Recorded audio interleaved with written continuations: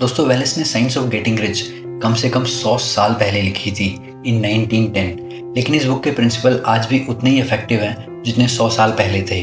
और ऐसी बहुत ही कम बुक होती हैं जो अपने लिखे जाने के इतने सालों बाद भी रिलेवेंट हो।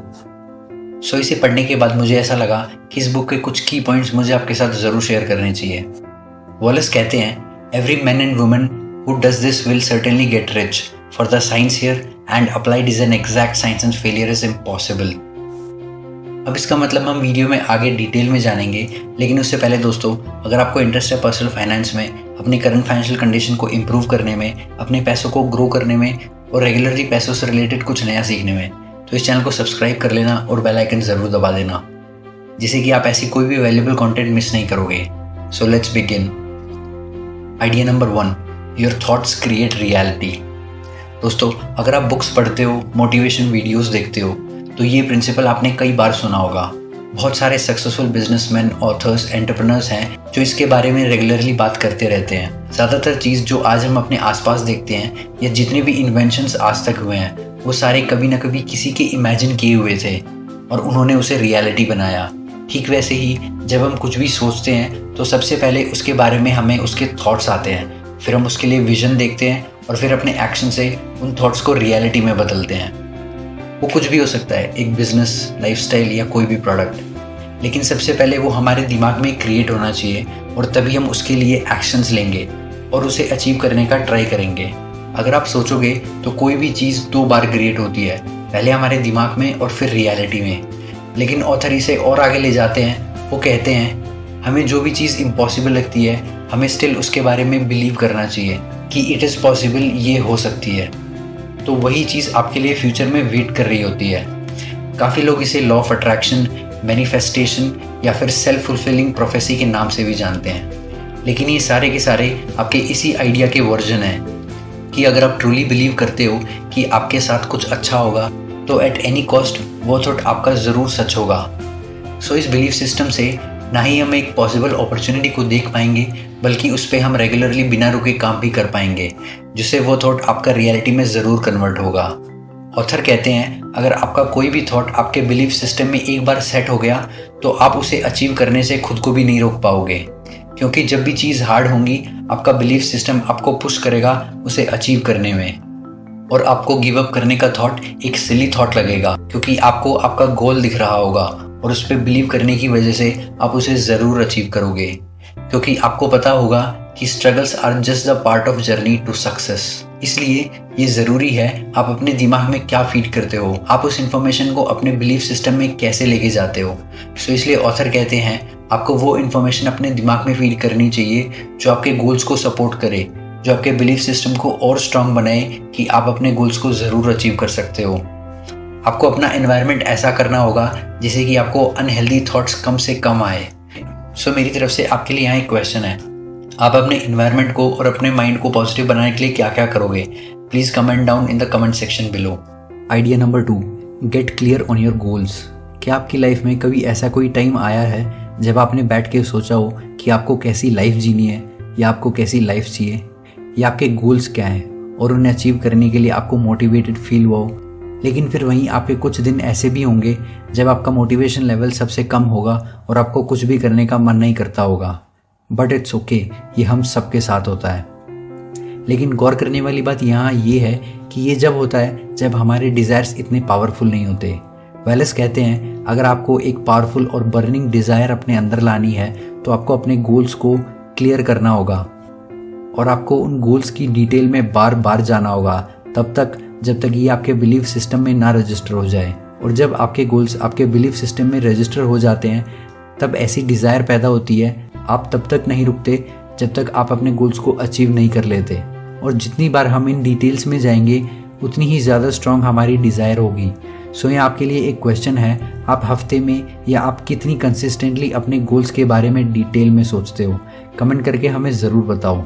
और ज़्यादातर लोग अपने गोल्स के बारे में कुछ टाइम के लिए सोचते हैं और फिर उन्हें भूल जाते हैं, या फिर कभी कभी उन्हें याद करते हैं और फिर अपनी नॉर्मल लाइफ में बिजी हो जाते हैं। कई लोग क्या करते हैं कि वो साल के स्टार्ट में रेजोल्यूशंस बनाते हैं, गोल सेट करते हैं और फिर 1-2 महीने उसे लगातार उनके बारे में सोचते हैं और फिर भूल जाते हैं और फिर वहीं अपनी नॉर्मल लाइफ।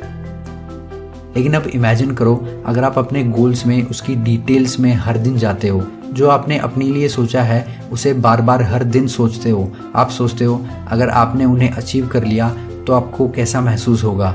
आप अपने आप को देखते हो उन पे काम करते हुए, और उस बड़े गोल को अचीव करने की जर्नी में आप छोटे छोटे गोल्स को अचीव करते हो। और ये गोल्स अचीव करने के बाद आपकी लाइफ कैसी होगी, आप कैसे जियोगे, ये आपकी फैमिली को कैसे अफेक्ट करेगा, आप कहाँ कहाँ घूमने जाओगे और आपके एक्सपीरियंस कैसे होंगे, आप क्या क्या खरीदोगे और आप किस किस की मदद करोगे। और ये सब कुछ अचीव करने के बाद आप ध्यान दो आपको कैसा महसूस होता है। प्रॉब्ली आप फुल मोटिवेटेड हो चुके होगे इस मोमेंट में, आप कुछ भी कर जाओगे और कुछ भी आपको हार्ड नहीं लगेगा।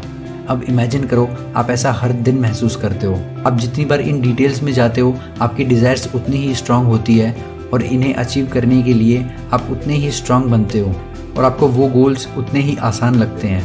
बहुत से सक्सेसफुल लोग इसे हंगर या फिर पैशन कहते हैं, लेकिन एक्चुअल में ये आपकी स्ट्रांग डिज़ायर हैं, आपके गोल्स हैं, आपके ड्रीम्स हैं जिसके लिए आप हर दिन काम करते हो, और यही डिज़ायर्स आपको ड्राइव करती हैं इनको अचीव करने के लिए। Idea number 3, money is just a form of value. In short, हम जब भी ट्रांजैक्शंस करते हैं उसमें एक वैल्यू छुपी होती है और ये वैल्यू हम एवरी डे एक्सचेंज करते हैं, और उनमें से किसी की मॉनेटरी वैल्यू होती है और किसी की नहीं। एग्जाम्पल, जब भी हम किसी दोस्त की मदद करते हैं और वो कोई पैसों का लेन देन नहीं होता तो उसमें कोई मॉनेटरी वैल्यू नहीं होती। जैसे कि कोई बच्चा अपने दोस्त की उसके होमवर्क करने में मदद करता है, या वैल्यू तो इन्वॉल्व है लेकिन उसकी मॉनेटरी वैल्यू कुछ भी नहीं है। Money represents value, nothing more nothing less. लोग पैसों से एक दूसरे की मदद करते हैं और वो एक वैल्यू एक्सचेंज कर रहे होते हैं in the form of money. आप बिना पैसों के कोई भी सर्विस एक्सचेंज नहीं कर सकते। एग्जाम्पल, अगर एक शू मेकर है और उसे वैकेशन पे जाना है, सो वो अपने बनाए हुए शूज़ बेचेगा और उनसे मिले हुए पैसों को in the form of value अपने पास स्टोर करेगा, जिससे कि वो कभी भी अपने फेवरेट वैकेशन के लिए जा सकता है। सो मनी एज ए वैल्यू हमारी लाइफ में एक्ट करती है। सो एक बहुत ही गलत परसेप्शन है, जब भी हम किसी अमीर को देखते हैं तो हमें लगता है कि वो एक लालची और बुरा इंसान होगा जिसने वो पैसा बुरे काम करके कमाया होगा। लेकिन वॉलेस कहते हैं अगर उनके पास इतना पैसा है तो उन्होंने ज़रूर कुछ वैल्यू इस दुनिया को दी होगी, तभी उनके पास इतना पैसा आया है। अमीर बनने के लिए आपको ज़्यादा से ज़्यादा वैल्यू प्रोवाइड करनी होगी, और वो भी ज़्यादा से ज़्यादा लोगों को। वॉलेस कहते हैं आपको जितने पैसे मिलते हैं उससे ज़्यादा वैल्यू प्रोवाइड करनी है, जिससे कि आप कंटिन्यूसली पैसा बनाओगे, क्योंकि आप उन लोगों को उनके दिए हुए पैसों से ज़्यादा वैल्यू प्रोवाइड करते हो, जिससे कि वो आपके साथ कंटिन्यूसली बिजनेस करते हैं। अगर हम हमारे आसपास देखते हैं तो जो दुनिया की सबसे बड़ी कंपनीज हैं, वर्चुअली उन्होंने पूरी दुनिया को बदल के रख दिया है अपने प्रोडक्ट्स और सर्विस से। एप्पल ने हमें दुनिया के सबसे अच्छे कंप्यूटर्स में से एक पर्सनल कंप्यूटर बना के दिया है जिसकी क्वालिटी बहुत अच्छी थी, और वहीं एक दुनिया का एक डिजिटल पहला म्यूजिकल स्टोर दिया। और इनका सबसे ज़्यादा यूज़ होने वाला प्रोडक्ट आईफोन, जो अपने टाइम में सबसे पहले टच स्क्रीन फ़ोन था, जो आज मोबाइल फ़ोन्स की दुनिया का एक बेंचमार्क बन चुका है जिसे हर सेलफोन कंपनी फॉलो करती है। अमेज़ॉन दुनिया की सबसे पहली में से एक ई-कॉमर्स प्लेटफॉर्म बना जिसके कंपटीशन में आज कोई भी कंपनी नहीं है। टेस्ला, जिसने बस एक इलेक्ट्रिक कार नहीं एक पूरा इकोसिस्टम बनाया, और आज ये एक बेंचमार्क है ईवी इंडस्ट्री का। वॉलेस कहते हैं wealth is a result of value, the more value you will give to the world the more wealth you will create. मतलब आप जितनी वैल्यू दोगे आप उतना ही पैसा बनाओगे। Idea number 4, focus on creation rather than competition. दोस्तों, कंपटीशन एक परसेप्शन बनाता है कि हमारे पास रिसोर्सेज की बहुत कमी है और हम उस स्केर्स रिसोर्स को, उस वैल्यू को किसी से छीन रहे हैं, हम उसके लिए कम्पीट कर रहे हैं। लेकिन यहाँ ऑथर कहते हैं आपको दूसरे सक्सेसफुल लोगों की तरह सक्सेस मिल सकती है, वो भी बिना किसी की सक्सेस छीने। आपकी सक्सेस किसी और की कामयाबी या फेलियर पे बिल्कुल भी डिपेंड नहीं है। इसलिए वॉलेस क्रिएशन पे फोकस करते हैं, कंपटीशन पे नहीं, क्योंकि क्रिएटर्स को जो चीज़ चाहिए उन्हें वो उस तरह से मिलती है कि जब वो चीज़ उन्हें मिल जाती है और जो भी लोग उस चीज़ में इन्वॉल्व होते हैं उन्हें उससे ज़्यादा वैल्यू मिलती है जो उनके पास अभी है। यानी सबके लिए विन विन सिचुएशन।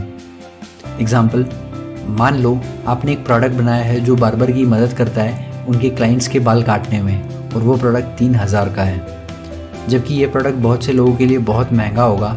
लेकिन इस प्रोडक्ट को यूज़ करके बार्बर काफ़ी अच्छी इनकम जनरेट कर सकते हैं, क्योंकि ये मशीन उनका टाइम बचाती है।